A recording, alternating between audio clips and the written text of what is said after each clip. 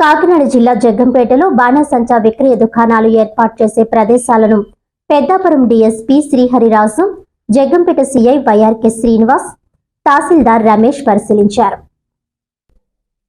ఈ సందర్భంగా డీఎస్పీ శ్రీహరిరాజు మాట్లాడుతూ బాణసంచా అమ్మకాలు జరిగే ప్రదేశాల్లో ఎటువంటి అగ్ని ప్రమాదాలు జరగకుండా ముందస్తు జాగ్రత్తలు తప్పనిసరిగా తీసుకోవాలని దుకాణదారులకు సూచించారు. దుకాణం నుంచి దుకాణానికి కనీసం 10 అడుగుల దూరం ఉండేలా షెడ్లు ఏర్పాటు చేయాలని, ప్రతి దుకాణం వద్ద నీళ్లు, ఇసుక, ఆక్సిజన్ సిలిండర్లు సిద్ధంగా ఉంచాలని తెలిపారు. ప్రమాదం జరిగిన తర్వాత కంటే ముందు జాగ్రత్తలు తీసుకోవడమే మేలని హెచ్చరించారు. ఈ పరిశీలన కార్యక్రమంలో పోలీస్, అగ్నిమాపక, రెవెన్యూ సిబ్బంది, అలాగే బాణసంచా వ్యాపారులు పాల్గొన్నారు.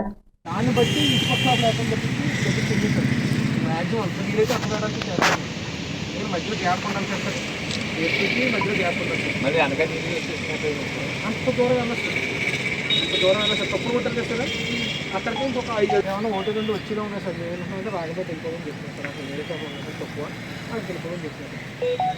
వాళ్ళు ఎగ్రేది ఒక షాప్ అక్కడికి వెళ్ళేది సార్. అవును సార్,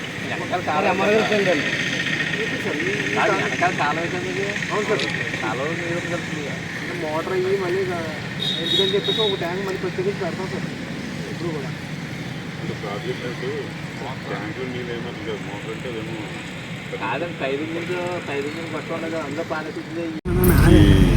రానున్న కొద్ది రోజులు రానున్న దీపావళి పండుగ సందర్భంగా స్థానిక మండల ఎగ్జిక్యూటివ్ మేజిస్ట్రేట్ గారు, స్థానిక ఎంఆర్ఓ గారు రమేష్ గారు, మా జగన్పేట సిఐ గారు వైఆర్కే శ్రీనివాస్ గారు సమక్షంలో ఎక్కడైతే విక్రయాలకు సంబంధించిన ప్లేస్ ఉందో ఇన్ని కూడా చూడడం జరిగింది. గవర్నమెంట్ నామ్స్ ఏవైతే ఉన్నాయో అన్ని కూడా పాటించాలని చెప్పేసి ఈ సందర్భంగా ఆ వ్యాపారస్తులను కోరారు. ఈ టెంపరీ లైసెన్స్ తీసుకుని మ్యాక్సిమం ఇక్కడ షాపులని చూసాం.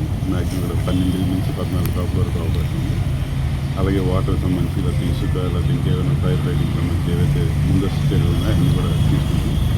ఫైర్ సర్వీస్ సంబంధించి కూడా స్టేషన్ ఫైర్ ఆఫీసర్ గారు వచ్చారు, రఘురాజు గారు అన్ని ప్రికాషన్స్ తీసుకుంటున్నారు. ప్రజలు కూడా అప్రమత్తంగా ఉండాలి అని చెప్పేసి, ఎందుకంటే మన పొరుగు జిల్లా అయినటువంటి రాయవరం ఈ మధ్యన చాలా పెద్ద సంఘటన జరిగింది. దాని నుంచి మనం గురిపాటు నేర్చుకుని ప్రతి ఒక్కరు కూడా అన్ని ప్రికాషన్స్ తీసుకోవాలని చూసుకోవచ్చు.